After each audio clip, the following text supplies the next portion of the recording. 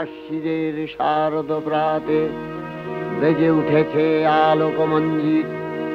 ধরণীর বহিরাকাশে অন্তরিত মেঘমালা, প্রকৃতির অন্তরাকাশে জাগরিত জ্যোতির্ময়ী জগন্মাতার আগমন বার্তা। আনন্দময়ী মহামায়ার পদধ্বনি অসীম ছন্দে বেজে উঠে রূপলোক ও রসলোকে আনে নবভাব মাধুরীর সঞ্জীবন। তাই আনন্দিতা শ্যামলী মাতৃকার চিন্ময়ীকে মৃন্ময়ীতে আবাহন। আজলো তো